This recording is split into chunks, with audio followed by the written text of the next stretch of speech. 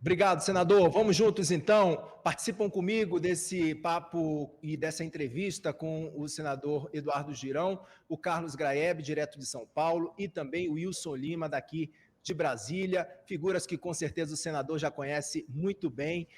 Senador, quero começar, senador, falando sobre essa questão, né, que a oposição no Senado já decidiu ali os nomes que vão compor, os nomes titulares que vão compor a CPMI do 8 de janeiro. O seu nome está entre eles, além do seu nome também do senador Magno Malta, do PL do Espírito Santo, que são os nomes da oposição que já foram levados ali para o Senado. Os senadores Flávio Bolsonaro e Jorge Seife serão os suplentes. Senador, eu quero começar, senador, lhe perguntando, primeiro assim, a gente tem visto que essa CPMI dos 8 de janeiro, ela tem demorado bastante para, de fato, começar, né? Chega um dia, vem um anúncio, chega outro, vai abrir, e até agora a gente não tem, inclusive, nem os nomes que vão compor, de fato, toda essa CPMI do 8 de janeiro. Vai sair mesmo? Ou foi só fogo de palha? Ou não? Primeira coisa que eu queria saber do seu ponto de vista é esse. E o segundo ponto, senador, é qual vai ser o caminho, né, que a oposição deve traçar caso essa CPMI de fato aconteça. Muito boa noite, seja muito bem-vindo. Kenzo, vamos lá. Tá a passos de tartaruga. Você tem total razão pela experiência e pela cobertura que faz aqui em Brasília. Eu estou aqui no Senado Federal, né, e a 50 metros do plenário, e tenho cobrado isso quase que diariamente. De segunda a sexta eu estou presente aqui cobrando isso. Na reunião de líderes também, né? A gente não pode fazer de conta que nada aconteceu no dia 8 de janeiro. Foi muito grave o que aconteceu e nós temos que identificar os responsáveis, seja de direita, seja de centro, de esquerda ou infiltrados, né? E também por ação e por omissão, punir exemplarmente, né? Agora, essa sombra que está acontecendo no início dessa CPMI, que foi uma pressão enorme da sociedade para que ela fosse instalada, pelo menos no aspecto para que ela fosse lida durante a primeira sessão do Congresso, o governo fez de tudo, o governo Lula, para que essa CPMI não ocorresse, né? Você vê que a própria grande mídia nacional revelou aí parlamentares sendo assediados, com promessas de cargos, das emendas do orçamento secreto que o Lula tanto combateu durante a campanha, né, e agora está liberando a parte dela, grande, e foi prometido aí, segundo a grande mídia, para parlamentares dezenas de milhões de reais para retirarem as assinaturas para que não ocorresse essa CPMI. E, misteriosamente, depois do vazamento das imagens que nós vimos aí há 20 dias atrás, o governo começa a apoiar e querer o comando, querer dar as cartas de relatoria de presidência, que é um instrumento da minoria, um instrumento da oposição. A CPI ou CPMI sempre foi isso. Então, a estratégia da oposição, se é que a gente pode dizer assim, é buscar a verdade, né? A oposição não está com nenhum tipo de estratégia de blindar quem quer que seja, né? O objetivo é reescrever a história sem narrativa sobre o dia 8.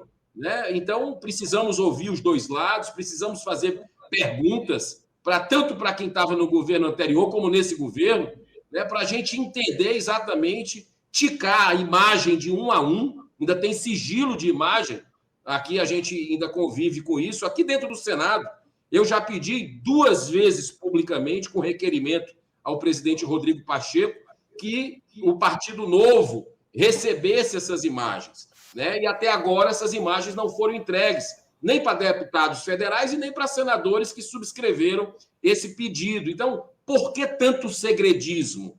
Né? Cadê as imagens de quem está preso com as imagens de que aparecem aí nesses vazamentos? Será que está todo mundo lá? Me parece que não. Até nesse final de semana foi revelado que partidos de esquerda, filiados de partido de esquerda, do PT inclusive, estavam nesses atos de vandalismo. Então, o que é que eles estavam fazendo lá? Estavam protestando contra o governo Lula, que acabou de entrar, não bate, as informações não batem e a gente precisa realmente entender o que aconteceu para que tantos abusos que tenham ocorrido aí com pessoas que foram presas, inclusive no dia seguinte, que nem em Brasília estavam, no dia 8 de janeiro, que a gente precisa realmente identificar esses eventuais abusos que ocorreram, sem o devido processo legal. Existe um clamor da sociedade para que a verdade venha à tona. Senador, participa comigo dessa entrevista, como eu disse aqui agora há pouco, participam comigo Carlos Graeb, direto de São Paulo, e o Wilson Lima, direto de Brasília. Já vou chamar o Wilson, que está aqui do meu lado, que o senhor, com certeza, é claro, conhece muito, fala muito, conversa bastante. Wilson Lima, seja muito bem-vindo ao Papo Antagonista. O entrevistado é seu, Wilson. Boa noite, Vitor. Boa noite, Graeb. Boa noite, chat. Boa noite, senador. Tudo bem? Essa não é a primeira, nem a segunda, e provavelmente não vai ser a última vez que a gente vai conversar. Senador, eu vou ser muito preciso no questionamento em relação ao senhor. Durante sua primeira fala, o senhor falou, né, especificamente sobre o PT trabalhando contra a CPMI. Mas o movimento que se percebe no Congresso, principalmente na Câmara, é que a hoje a oposição também não está muito interessada na CPMI porque não vai ter maioria lá no colegiado. E sem maioria, não faria muito sentido você apoiar uma investigação que tende a ter um viés especificamente governista. Por isso eu lhe pergunto, senador, a oposição também não dormiu no ponto nessa CPI, nesse trabalho de investigação, incitou, mas na hora de compor o colegiado, deu aquela dormida de ponto e aí praticamente entregou as cartas para o PT? Wilson, veja bem, eu discordo, né, da colocação, porque a oposição já colocou, foi o primeiro a colocar os seus nomes. Na hora que houve aquele imbróglio, você lembra bem do imbróglio que o Rodrigo Pacheco, junto com o Arthur Lira, os presidentes das casas legislativas, tiraram na marra o Partido Novo lá da Câmara dos Deputados, quando era muito claro como o sol que tinha direito à vaga de rodízio, o Partido Novo lá.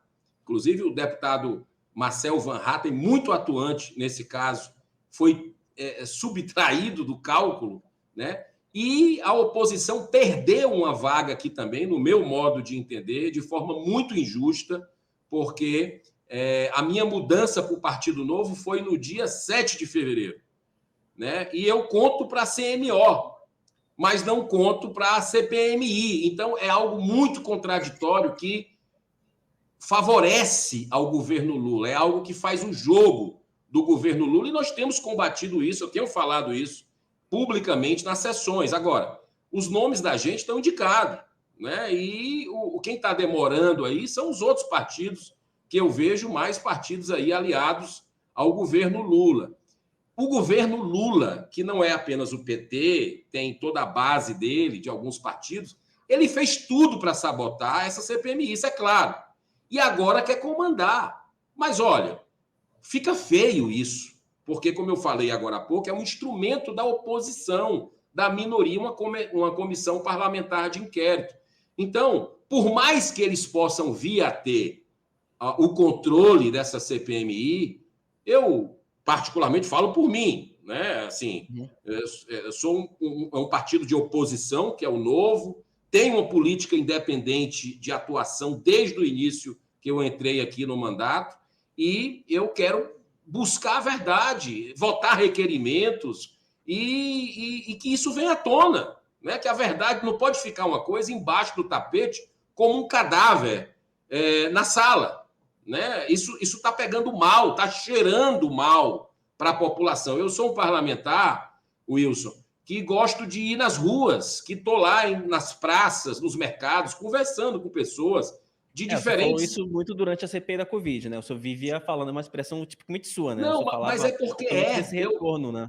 É porque esse retorno é importante para a gente sair dessa ilha da fantasia que é Brasília, e isso me abastece. Sabe, eu ouvi lá na ponta. E eu estou vendo lá na ponta, com esse avanço da censura no Brasil, com essas narrativas sendo impostas, eu estou vendo cidadãs muito preocupados de diversas ideologias, eu percebo isso, né? Porque é aquela velha história que lá no Ceará a gente diz, no Nordeste, eu acho que tomou conta do Brasil. Pau que dá em Chico, dá em Francisco, né? Então as pessoas estão percebendo isso e eu espero que essa CPMI ocorra. E mesmo se a gente for minoria, vai ficar claro para a população, a verdade toca fundo na alma, né? E as pessoas vão compreender o que é narrativa, o que é verdade, quem é que está querendo blindar quem é que está querendo blindar quem é que está querendo buscar os fatos e elucidar esses segredismos da República que estão muito claros nos fatos do dia 8 e dia 9 de janeiro. Senador, quem também pergunta agora para o senhor é o Carlos Graeb, direto de São Paulo. Graeb, muito boa noite, seja bem-vindo, o entrevistado é seu. Boa noite, senador, tudo bem? Senador, na semana passada eu conversei com um deputado federal, inclusive próximo do antigo governo do Jair Bolsonaro, né? E ele estava me dizendo que tem uma avaliação ali nesse grupo de que hoje a CPI do MST acabaria sendo uma oportunidade melhor do que a CPMI do 8 de janeiro para a oposição, enfim, se expressar, levantar os seus questionamentos, né? E não só pela questão da maioria que o governismo acabou conquistando ali na CPMI do 8 de janeiro, mas também porque tem vindo muita coisa à tona complicada para o entorno do Bolsonaro. Histórias a respeito do ex-ajudante de ordens, o Coronel Cid, enfim, dia sim, dia não, está aparecendo alguma história difícil e ninguém sabe o que mais pode aparecer, porque a investigação, sobretudo em torno do telefone do Cid e tal, ainda está acontecendo. Então isso também seria um motivo para pôr uma dúvida ali na cabeça da oposição. Será que vale a pena mesmo a gente investir tanto nessa CPMI? O que é que o senhor tem a dizer para este grupo de oposição que está com essas dúvidas? Carlos, você foi muito feliz na sua colocação. Tem grupos de oposição. Eu não estou aqui para fazer jogo de ninguém, para blindar nem o governo passado, nem o governo atual, né? Eu não faço esse tipo de jogo. Quem acompanhou detalhadamente a minha participação na CPMI da pandemia, sem os recortes, né, viu, inclusive, que o meu relatório, votado e eu fui derrotado, de 78 páginas naquela CPI, que parou o Brasil, eu aponto erros do presidente da República, Bolsonaro, com relação à aglomeração, a fala sobre vacinas. Eu peço mais investigação no caso da Covaxin, né? Então, procurei chamar a Polícia Federal para participar, vários outros agentes públicos me blindaram. Na verdade, não quiseram investigar corrupção ali naquela CPMI. E nessa CPMI, meu espírito é um espírito de buscar a verdade, onde quer que ela esteja. Se teve participação do ex-presidente, que ele venha. Ou de alguém ligado a ele, que venha. Entendeu? Eu mesmo vou votar a favor, posso adiantar para você, né? Como eu votei a favor de situações lá que mexeram com lá. Eu fui o único voto para levar a Polícia Federal. Não sei se você lembra desse caso, eu fui voto vencido, só teve o meu voto para um requerimento para chamar o diretor-geral da Polícia Federal. Então, assim, o espírito do Partido Novo nessa CPMI é um espírito independente para buscar a verdade. O que a gente não pode é colocar aí jogar aí uma sombra maior do que já existe em cima disso e deixar esse defunto na sala para décadas, para os nossos filhos e netos irem entender o que aconteceu. Não, já existe uma narrativa predominante hoje, né? E essa narrativa a gente tem que buscar os fatos para confirmá-la ou mostrar que tem outros agentes públicos interessados em vitimização para que possam ser responsabilizados também. Então, eu quero deixar isso muito claro, que o nosso objetivo, a minha intenção, e tenho cobrado por isso, é que essa CPMI ocorra e que ela possa ter a liberdade para, se quiserem votar contra os requerimentos que eu vou entrar, que votem, que a gente perca no voto. Mas você pode ter certeza que o que eu vou colocar ali vai ser coisas importantes para a nação, para que a gente possa ver se houve a ABIN mesmo. Por exemplo, o documento da ABIN, 2 dias antes, foi revelado, mostrando que o governo federal, o governo Lula, recebeu as informações de que o objetivo daqueles atos do dia 8 era destruir fisicamente as instituições, inclusive com arma de fogo. E o que é que o governo Lula fez com relação a isso? Desmobilizou a guarda presidencial horas antes do Palácio do Planalto, desmobilizou a Força de Segurança Nacional. O G. Dias, as imagens do G. Dias reveladas do ministro do GSI do Lula, o general do Lula, junto com a sua equipe, distribuindo água, praticamente ali era um anfitrião daqueles invasores. Isso não bate, né? Isso não bate, né? Então, que a gente possa trazer à tona isso, porque é um clima pesado de dúvidas que está hoje lá na população brasileira, e ela quer a CPMI.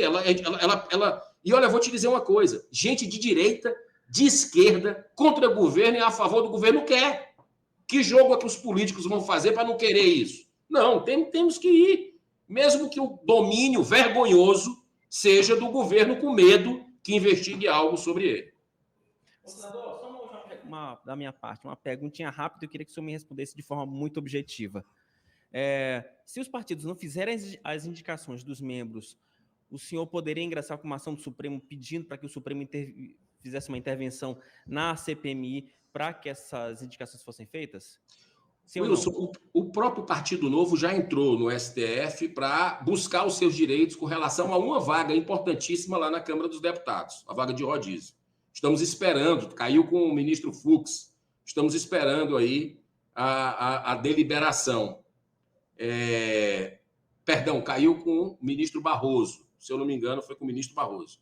Nós estamos esperando essa definição. Eu, particularmente, você sabe disso, eu acredito que o Supremo Tribunal Federal é importantíssimo para a democracia do Brasil, mas está totalmente excedendo os seus limites, esmagando os outros poderes da República com intervenções. Então, eu, particularmente, tenho muitas críticas com o ativismo judicial do Supremo Tribunal Federal. Não posso te antecipar, porque isso é uma decisão do partido, do colegiado, mas eu não acredito que a gente vai deixar, repito pela terceira vez, um defunto na sala, com o povo brasileiro querendo saber a verdade, com a história do Brasil, que a gente tem a obrigação com ela, né? E eu estou aqui para servir o país, não fazer essa investigação. Eu vou cobrar no limite das minhas forças. Se não indicarem, aí nós vamos ver com o partido que medidas vamos tomar com relação a isso. Mas vai ficar feio? Vai. Vai ficar feio para esse Congresso? Vai. Senador, qual seria o primeiro nome indicado para prestar depoimento nessa CPMI, na sua avaliação? Olha, a gente já está trabalhando em alguns requerimentos, tá? Por tudo isso que a gente está vendo na mídia, está acompanhando, requerimentos de um lado, requerimentos de outro, com a nossa independência, mas eu não posso adiantar aqui por uma questão estratégica de ver exatamente como é que vai se encaminhar esse momento para que a gente possa acertar no alvo, exatamente. Eu acho que tem muita dúvida e eu estou aí não com 5 nem 10 requerimentos, são dezenas que a gente já está preparados para entrar na hora que começar essa CPMI. Ok. Mas, Graeb, quer dar uma arrematada, Graeb, por favor? Sim, o senador disse que, caso seja apresentado um requerimento pedindo a presença do ex-presidente Jair Bolsonaro, o senhor votaria a favor, sim, né? Sim. Tem uma grande discussão sobre a possibilidade de se convocar, ou até mesmo se convidar um presidente em exercício para uma CPMI ou CPI, né? O senhor vai fazer algum esforço para ter o Lula na CPI ou não? Ou não é necessário?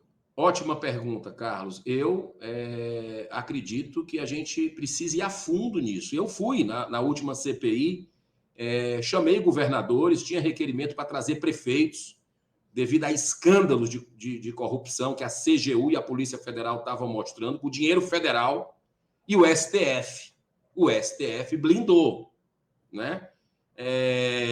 Mas agora eu acredito ser importante também os dois presidentes saber que história é essa, que estava lá em Araraquara, se sabia antes, como é que foi esse voo, estava pronto a minuta de intervenção lá em São Paulo. A gente precisa entender esses 48 órgãos que receberam a informação de que o objetivo seria de destruir, e a presidência da República, o que é que fez, como é que foi o contato do general do Lula, o G. Dias, com o Lula. Eu acho que isso é importante e eu estou disposto a ir a fundo nessa questão para que a gente possa ter a justiça triunfando na nação. Então, você pode ter certeza que, se depender de mim, nós vamos não blindar nenhum lado e tentar buscar a verdade sobre isso. Em relação ao ex-presidente Bolsonaro, qual é a pergunta crucial que o senhor acha que precisa ser feita?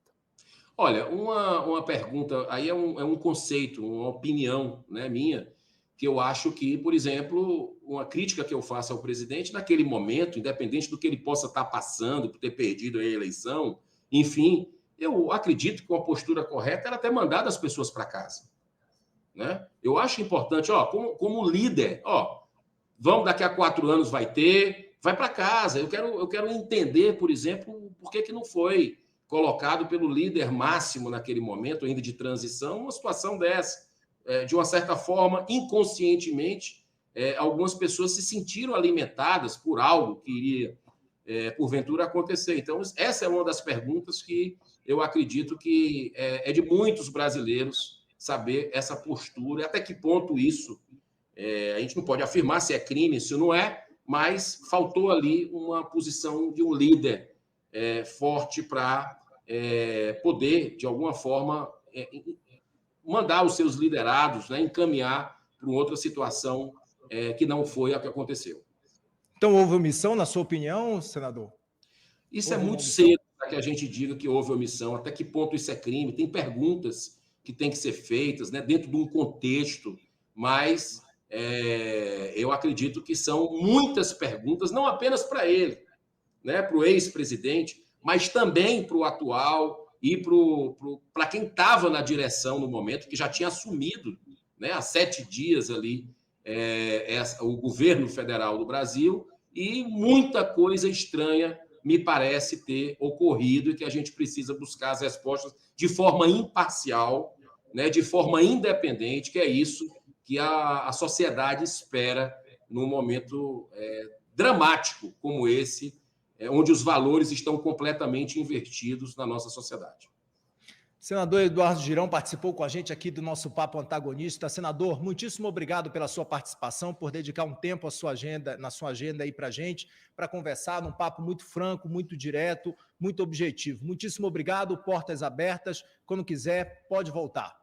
Eu que agradeço, Kenzo, Carlos, Wilson, você que está nos assistindo no Papo Antagonista, parabéns, porque esse é um dos poucos veículos hoje de comunicação do país que é verdadeiramente independente. Um grande abraço, muita paz.